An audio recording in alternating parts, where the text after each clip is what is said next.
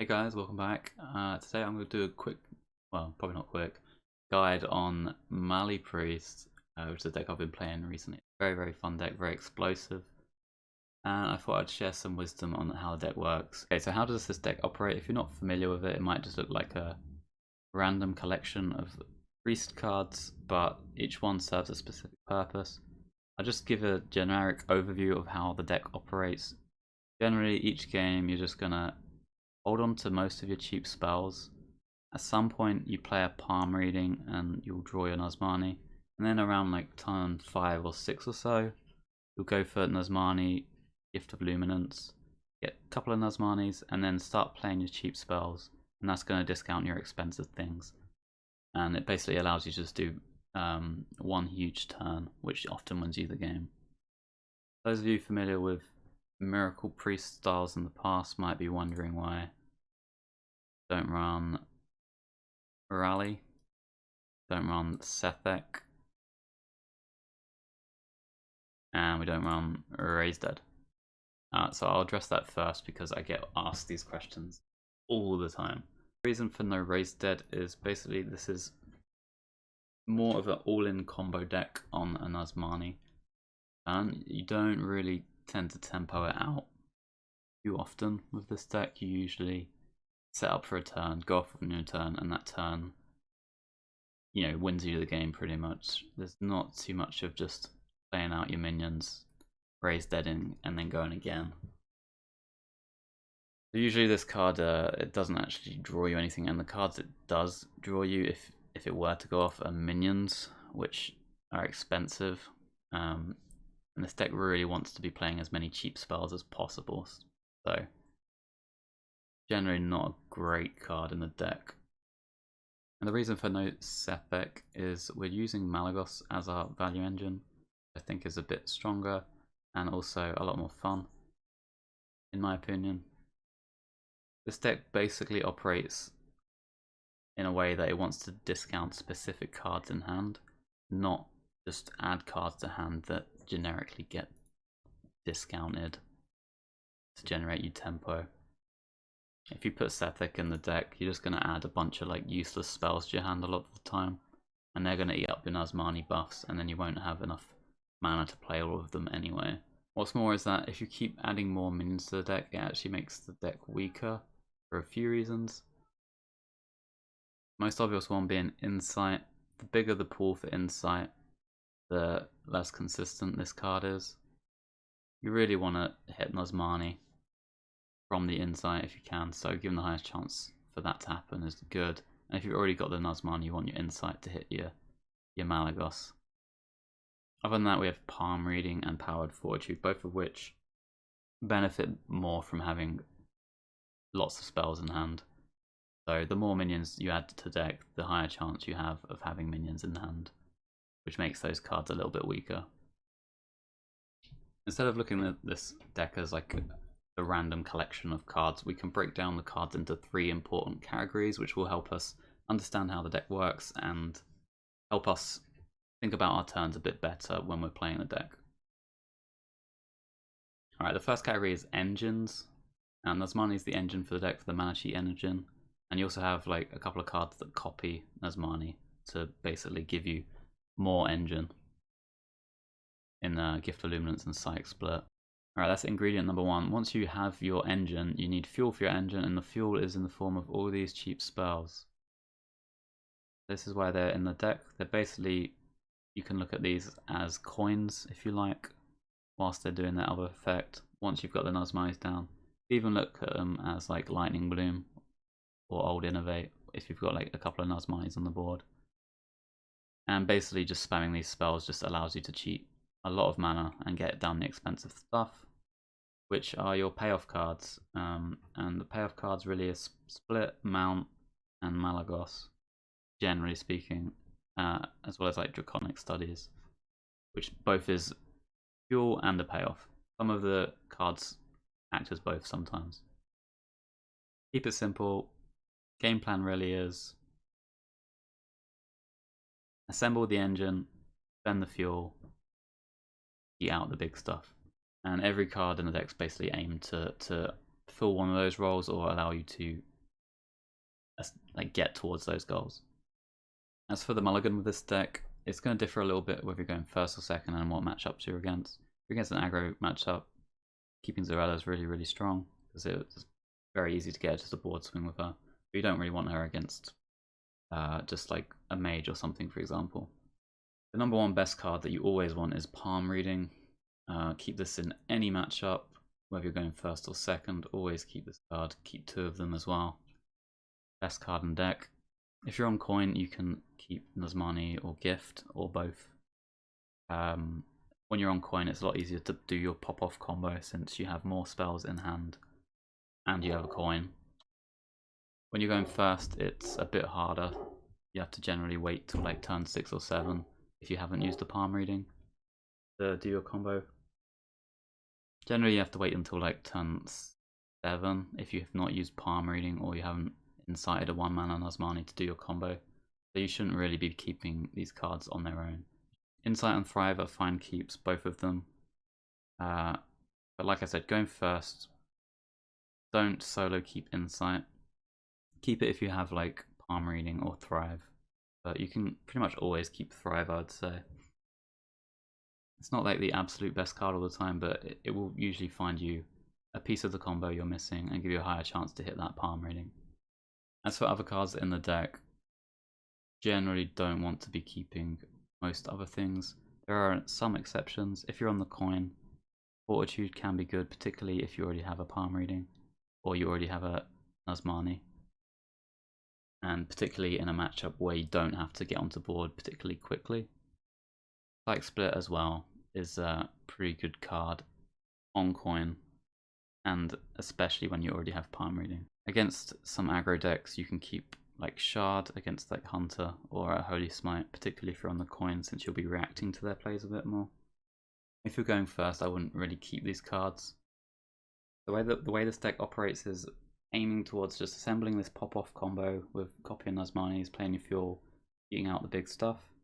And every action you should do in game should be sort of directed towards optimizing that.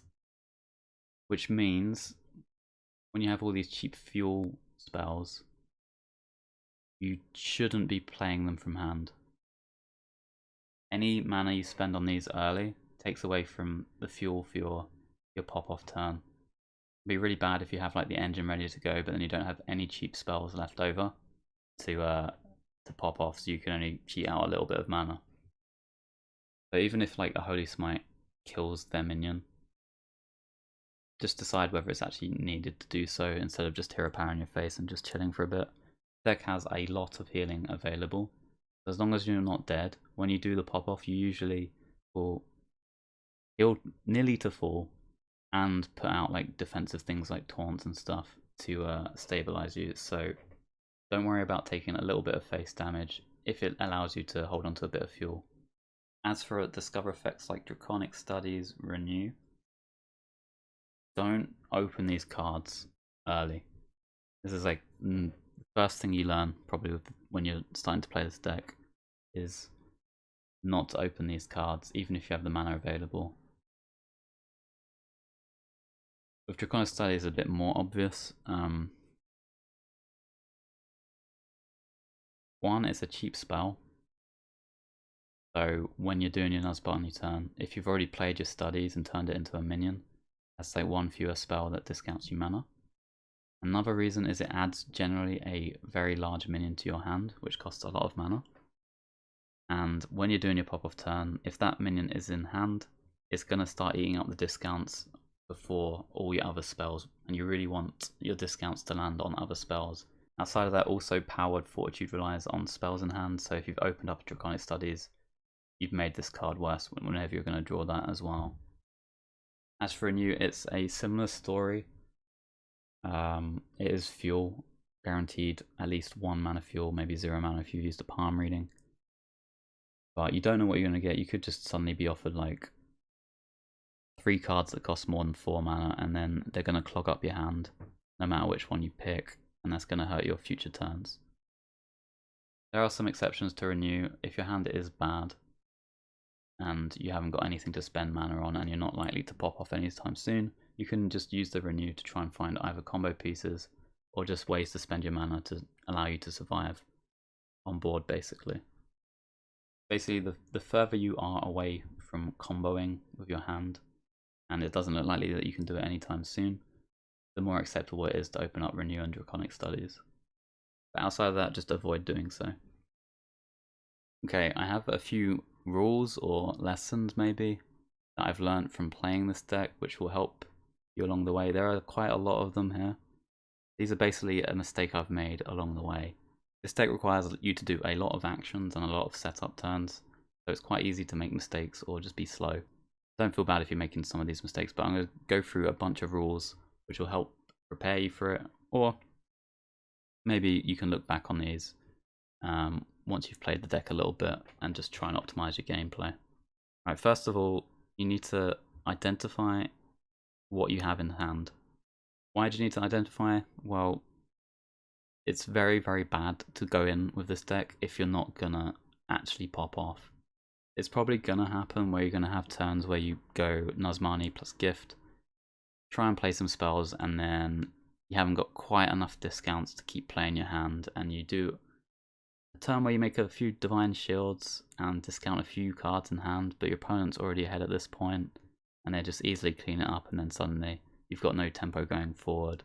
You're going to get better at identifying your hands and when your pop-off turn is, and if you can go for it as you play the deck.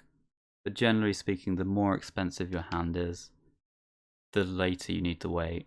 If you've got like a Flight Split, a Malagos, and a Mountain hand, it's probably pretty hard to pop off of that. But if your hand's all very, very cheap spells, particularly if you've palm reading, you can go off as early as like turn 4.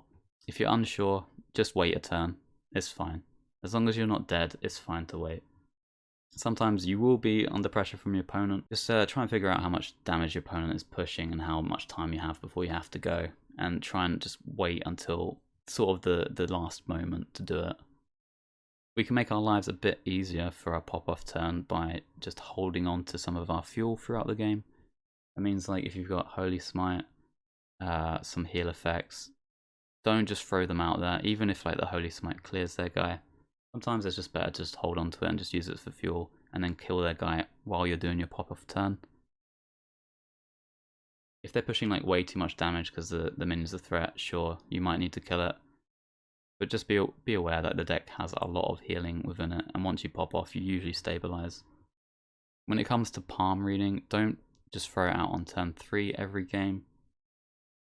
The ideal time to do the palm reading is basically the turn before we're going to go in. This way it means you're going to discount more spells in hand. If you play it on turn 3 and your pop-off's not realistically going to happen until like turn 6 or so, well, you're going to draw like 3 more cards, and those 3 cards aren't going to get the discount from the palm reading. It's extra important if you're like missing a minion, because you can draw insight. And if you've already palm reading, it's quite hard to actually corrupt that insight, whereas palm reading is an excellent way to do so. When it comes to what you should be picking from your discover effects when you do use palm reading or renew, don't fall into the trap of just picking the high value option. Something like a soul mirror or something like that can be quite appealing a lot of the time because you think it might be good. Just again, look at your hand and go for something that complements the combo. Usually that's going to be the cheapest option out there, even if it's like 0 mana, even if it doesn't really help you on board or in hand in any way other than being cheap.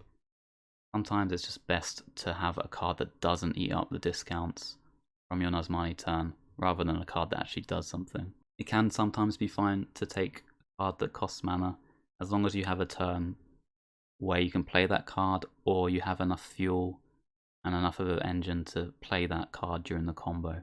You don't want to be in the spot where you pick a soul mirror and then you've got like a mount in hand as well, and you try and go off and it discounts soul mirror by like 3 mana, it discounts the mount by like 4 mana, and neither of them are playable.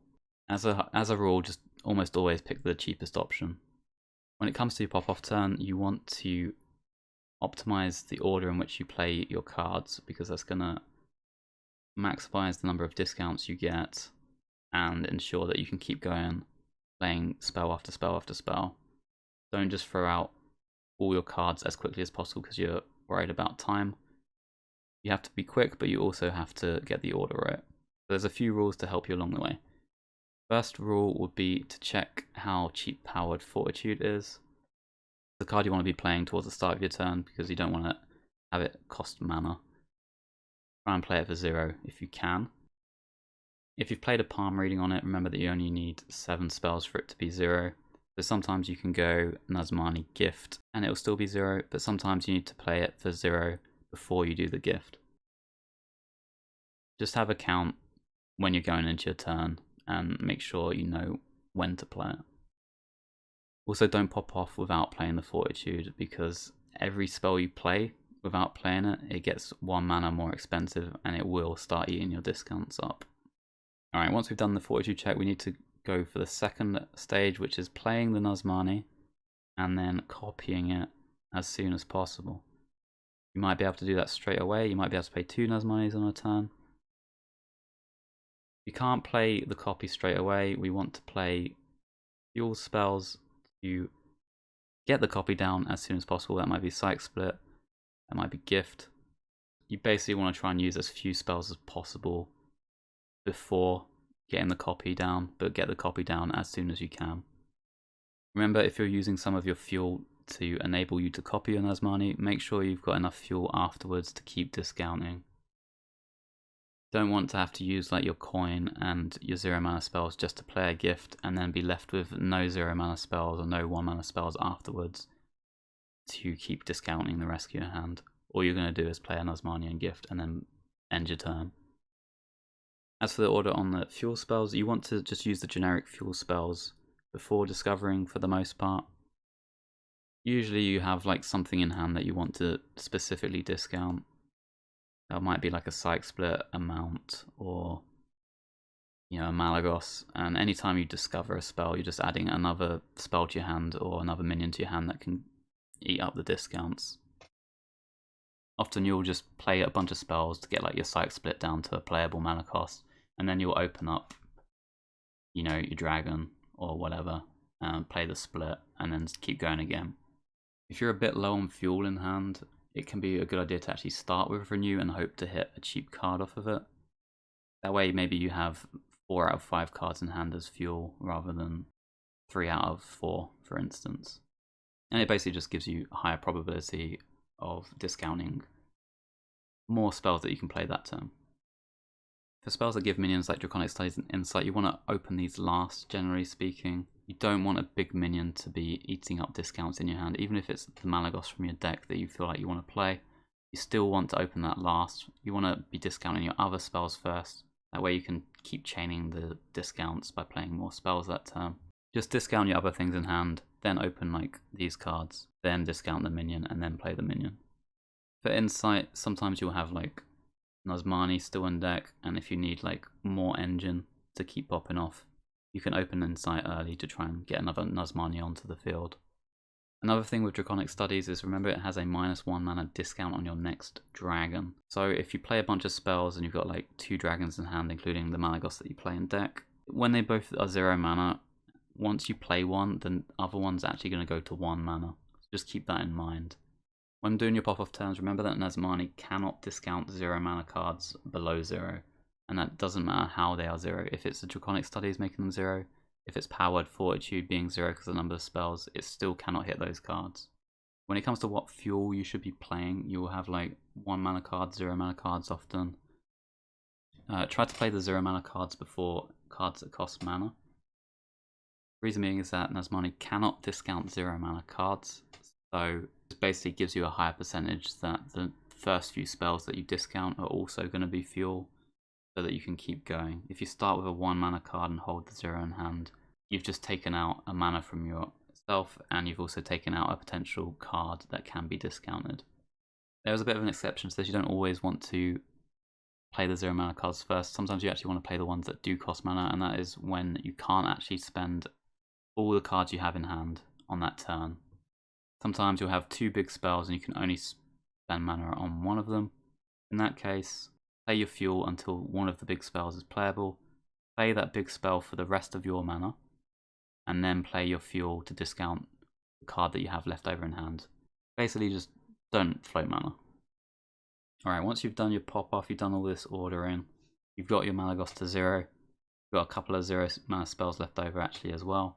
Don't just dump those 0 mana spells so that you can draw more cards. Try and hold 1 or 2 of them so that you can keep going post Malygos. You're not always going to hit 0 mana cards from the Maly, and even if you are going to hit some, you're going to need multiple fuel cards available to just keep popping off.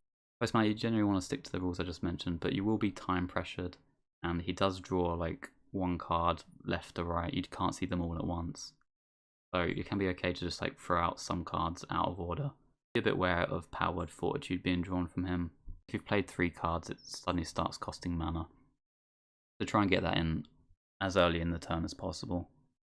Also, post Maly, you probably have like 2 to 3, or maybe sometimes even 4 Nazmanis on board if you're really popping off.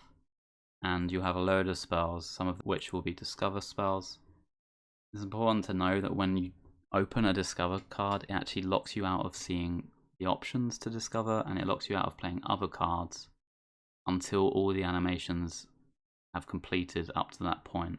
So if you spam out a bunch of fuel spells and then you open up a Draconic Studies, you're going to have to spend, you know, several seconds not doing anything until animations are done. So try and avoid doing that if you can. I know before I said you don't want to open Draconic Studies first, but post Maly, if you've got enough fuel elsewhere, it can be a good idea to open up some of the Discover effects first if you have a lot of actions to do and not much time. But if you've got enough time, just be aware that there's going to be a bit of a lockout when you do open a Discover effect. So try and get your important actions in, like playing a Psych Split, playing Mount, or doing some minion attacks before you open up the Discover effect. Also be aware if you do open up like Draconic Studies right at the end, you might not be able to pick which dragon you get.